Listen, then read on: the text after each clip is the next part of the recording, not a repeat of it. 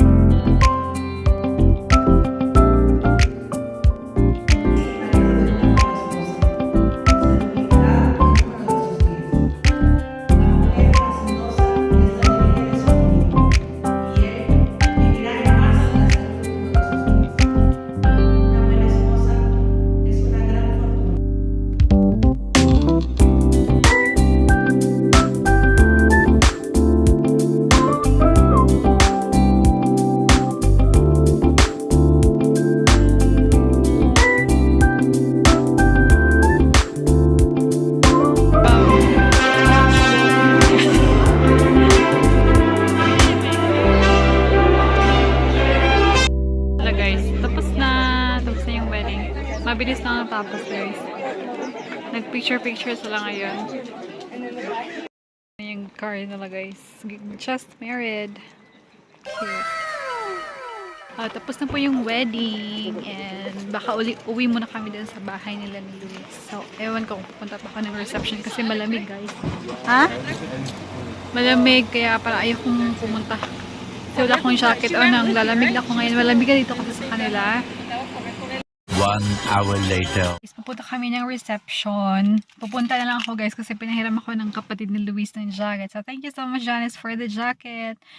So ayun, the reception will be at 4 p.m. until 12 midnight. So di ba matagal-tagal pero kami siguro kakain na sa uwi kasi malamig. Malamig kasi guys, as bukas magsimba pa. So ayan, yung nakita ko po na difference sa Mexican wedding at saka yung Filipino wedding is in terms po doon sa church, yung ceremony is just the same kasi church wedding naman. And then after, pero yung decoration guys doon po nagkakaiba. Hindi ko lang alam sa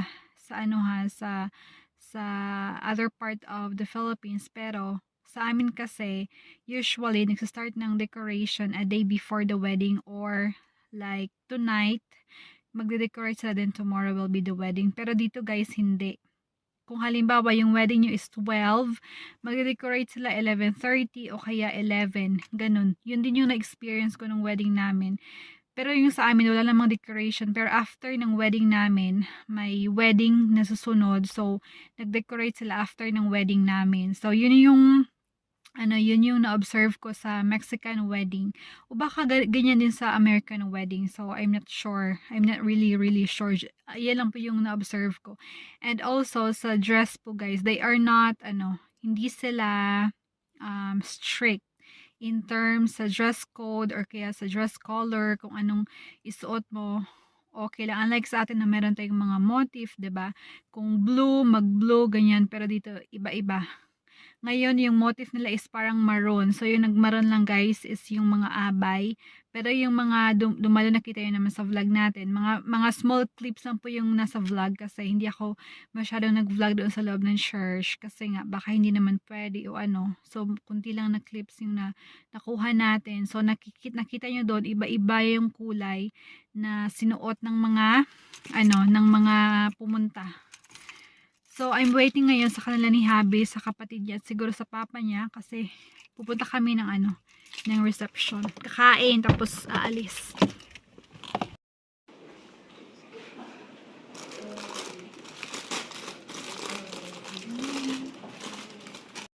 Ang ganda, guys. We can sit anywhere, no? You're asking us to like where it's open, or you want to put like in the back of church? Maybe in the back. So like this one? Yeah, let's go there. Guys, ang ganda dito.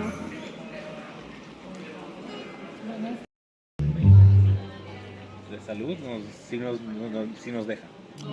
Por lo menos. Hasta de que no tenés security para empezar. No importa, pongo el 555. Ah, bueno. Es lo que puse 555. Y ya después, ya, ok, ya dije, ya está aprobado, aquí está el... Guys, ang ganda dito. Más de nos fuimos porque me iba bien en Siguro expensive talagang wedding na to, guys. libre. Ok. Fresh flower. Hay micheladas, ¿no? ¿Nadie más gusta, no? ¿Están Barra libre. No, gracias. Oh, Al it's momento free. no. Wine. Ya empezó. Ya me empezó de... Ya que le digo, yo no me acordaba, no creía que era así, mira, que de Nadine. Digo, desde chiquitito se lo conoce. Sí. Y luego le digo a Dani, ¿te acuerdas?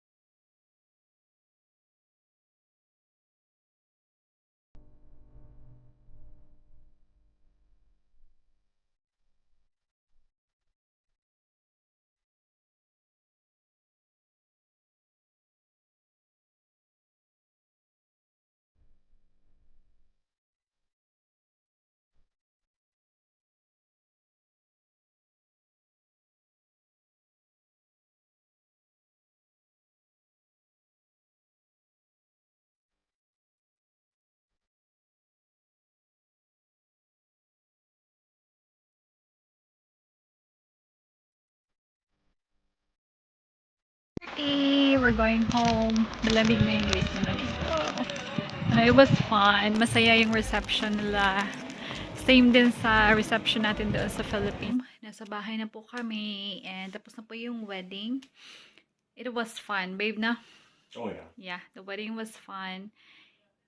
At parang same lang naman guys. Yung meron lang kunting differences. Yung nga sabi ko kanina na about doon sa decoration nila. Tapos doon sa dress. Tapos yung time din, like halimbawa after the wedding, you have to wait like 1 to 2 hours before ng reception. So, di ko alam kung baka sa ibang places ng Philippines, yun din yung, yung practice. Pero dito yun guys, yun yung ginagawa nila.